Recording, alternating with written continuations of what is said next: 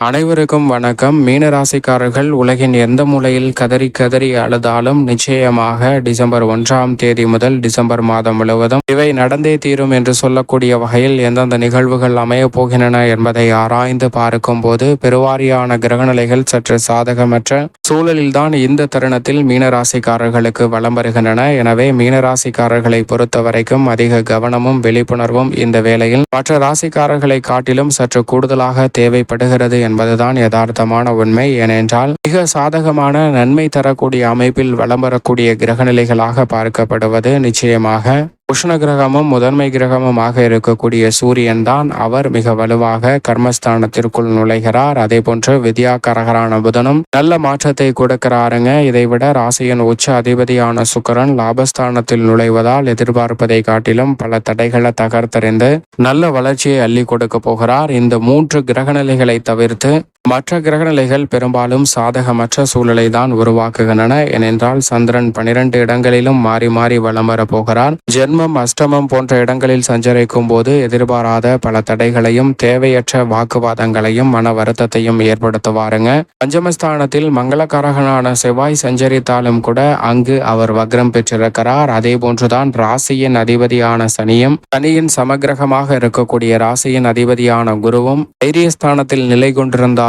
அங்கும் அவர் வக்ரம் பெற்றிருக்கிறார். மிக முக்கியமான ராசிக்கு சகாயமான 2 கிரகநிலைகளும் வக்ரம் பெற்றிருக்கக்கூடிய இந்த வேளையில் அதிக கவனமும் விழிப்புணர்வும் மிக முக்கியமாக நிச்சயமாக மீனராசிக்காரர்களுக்கு தேவைப்படுகிறது என்பது யதார்த்தமான உண்மை. அதோடு மட்டுமல்லாது நிழல் கிரகமாக இருக்கக்கூடிய ராகு ஜென்மத்தில் இருக்கிறார். கேது சப்தமத்தில் எதிர்பார்ப்புகளை தடை செய்யக்கூடிய ஒரு அமைப்பில் இருக்கிறாருங்க. எனவே அதிக கவனம் நிச்சயமாக தேவைப்படுகிறது. இந்த கிரகநிலைகளை காட்டிலும் முழு சுபகிரகமாக ராசியின் அதிபதியான குரு வக்ரம் பெற்றிருந்தாலும் கூட சில சிரமங்களை தவிர்ப்பதற்கான வாய்ப்பு உண்டு. ஆனால் ராசிக்கு சமகிரகமாக இருக்கக்கூடிய சனி அதீத பலத்துடன் விரயஸ்தானத்தில் ஆட்சி பலம் பெற்றிருக்கிறாருங்க. விரயஸ்தானத்தை கடக்க இன்னும் சில மாதங்கள் மட்டுமே இருக்கிறது. அணைய போகிற விளக்கு பிரகாசமாக எரியும் என்று சொல்லக்கூடிய வகையில் விரய சனியில் ஆட்சி பலம் பெற்றிருக்கக்கூடிய சனியின் அமைப்பு மற்ற ராசிக்காரர்களை காட்டிலும் அதீத விரய செலவுகளை ஏற்படுத்துவதற்கான ஒரு சூழலை நிச்சயமாக மீன ராசிக்காரர்களுக்கு இந்த டிசம்பர் மாதத்தில் ஏற்படுத்துகிறது. எனவேதான் உலகத்தின் எந்த மூலையில் இருந்தாலும் கதறி கதறி அழுதாலும் வீண் விரய செலவுகள் என்று தெரிந்தும் அவற்றை தவிர்க்க முடியாத சூழல் உருவாக்கக்கூடிய ஒரு தருணமாக தான் அமைய போகிறது. எனவே கொடுக்கல் வாங்கல் கடன் சார்ந்த விஷயங்கள் போன்றவற்றில் அதிக கவனம் நிச்சயமாக தேவைப்படக்கூடிய ஒரு தருணமாக அமைகிறது என்பதில் சந்தேகமே இல்லை. எனவே மீனராசிக்காரர்கள் அதிக கவனத்துடனும் விழிப்புணர்வுடனும் நிச்சயமாக இந்த வேளையில் செயல்பட்டாக வேண்டும். இந்த தருணத்தில் ஒவ்வொரு கிரகநிலைகளின் அமைப்பை ஆராய்ந்து பார்க்கும் போது ராசியின் அதிபதியான குரு தைரியத்தில் இருப்பது சாதகமற்ற அமைப்பு. பொதுவாக குரு வக்ரம் பெறுவதும் சாதகமற்ற அமைப்பாக தான் பார்க்கப்படுகிறது. நாம் ஒன்றை எதிர்பார்க்க அது மற்றொன்றாக நடைபெறக்கூடிய சூழல் இந்த தருணத்தில் தான் அதீதமாக இருக்கிறது. எனவே யாரையும் முழுமையாக நம்பக்கூடாது. எந்த காரியத்தை திட்டமிட்டு செயல்படுத்தக்கூடிய முயற்சியில் ஈடுபட்டாலும் ஒரு முறைக்கு 2 முறை யோசித்து செய்யுங்க.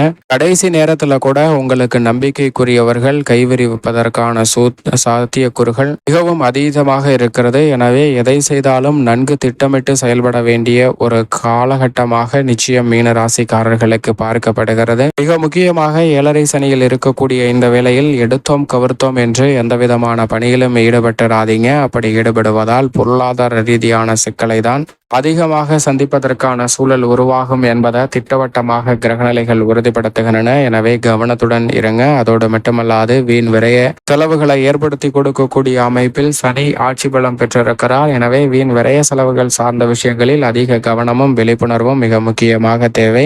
உத்தியோகம் தொழில் ரீதியாக நிச்சயமாக செயல் என்பது அதீதமாக தேவைப்படுதுங்க. ஏனென்றால் பணிச்சுமை அதிகரிக்கும். எதிர்பார்ப்பதை காட்டிலும் கடின உழைப்பை இந்த நேரத்தில் செயல்படுத்தப்பட்டே ஆக வேண்டும் என்பதும் யதார்த்தமான உண்மையாக பார்க்கப்படுகிறது. இரவு பகல் பாராமல் உழைக்க வேண்டிய தருணமாகவும் அமைந்திருக்குங்க. அப்படி உழைத்தாலும் கூட நற்பலன்களை உலகின் எந்த மூலையில் இருந்தாலும் பெறுவதில் சற்று சிரமங்களையும் தடைகளையும் சந்திப்பதற்கான வாய்ப்பு உள்ளது. எனவேதான் கதறி கதறி அழுதாலும் இது போன்ற விஷயங்களில் நல்ல மாறுதலை சந்திப்பதற்கான வாய்ப்பு சற்று குறைவாக இருக்கிறது என்பதை விரயத்தில் ஆட்சி பலம் பெற்றிருக்கக்கூடிய சனி, ஜென்மத்தில் அமர்ந்திருக்கக்கூடிய ராகு, சப்தமத்தில் அமர்ந்திருக்கக்கூடிய கேது கேது போன்ற கிரகநிலைகள் உறுதிப்படுத்துகின்றன. எனவே இந்த வேளையில் அதிக கவனத்துடனும் விழிப்புணர்வுடனும் செயல்பட்டால் நிச்சயமாக இதுபோன்ற சிரமங்களை தவிர்த்து நல்ல மாறுதலை பெறுவதற்கான வாய்ப்பை நிச்சயமாக சனி, ராகு, கேது போன்ற கிரகநிலைகள் உருவாக்கி கொடுக்கின்றன என்பதில் எந்தவிதமான சந்தேகமும் இல்லை.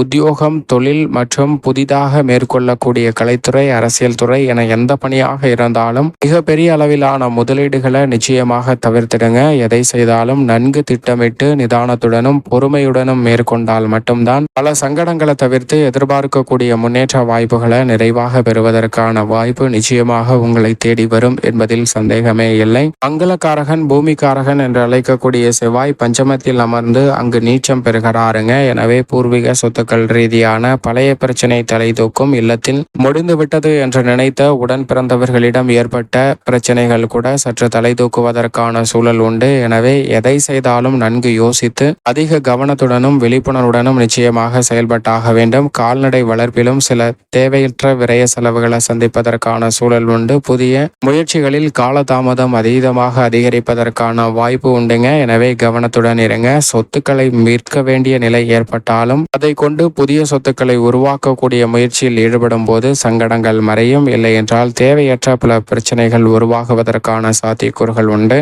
ஆனால் இவ்வளவு சிரமங்கள் ஏற்பட்டாலும் கூட சூரியன் முதன்மை கிரகமாக இருக்கக்கூடிய உஷ்ண கிரகமான சூரியன் கர்மஸ்தானத்திற்குள் நுழைந்து பல பிரச்சனைகளை தவிடுபடி ஆக்குகிறாருங்க. எதிர்பார்ப்பதை காட்டிலும் பல சிரமங்கள் கட்டுக்குள் வந்து நல்ல முன்னேற்றத்தை பெறுவதற்கான வாய்ப்பை முதன்மை கிரகமாக இருக்கக்கூடிய சூரியன் ஒருவர் மட்டும்தான் இந்த மாதம் முழுவதுமே சிறப்பாக அள்ளி கொடுக்க போகிறார். அதே போன்று வித்யாகாரகரான புதனிடம் இருந்தும் நல்ல மாறுதலை நிச்சயம் நிறைவாக சந்திக்கலாம்.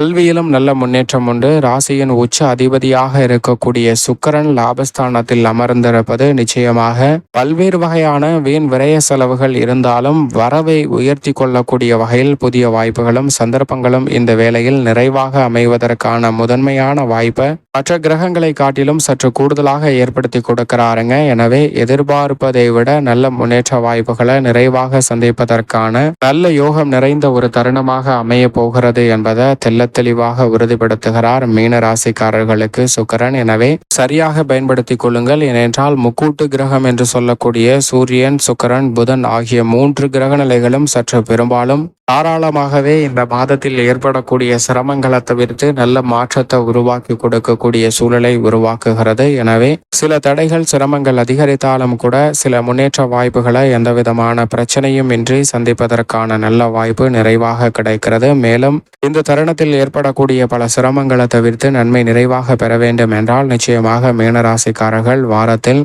ஏதேனும் ஒரு நாள் விரதம் இருந்து அருகாமையில் உள்ள ஆலயம் சென்று தீபமேற்றி வழிபாடு செய்யுங்கள். அதோடு மட்டுமல்லாது நவகிரக சன்னதியை வலம் வாருங்கள். அப்படி வருவதால் பல்வேறு வகையான பிரச்சனைகள் கட்டுக்குள் வந்து நல்ல முன்னேற்ற வாய்ப்புகள் நிறைவாக உங்களுக்கு கிடைப்பதற்கான முதன்மையான யோகம் நிச்சயமாக மீனராசிக்காரர்களை தேடி வரும் இந்த டிசம்பர் மாதத்தில்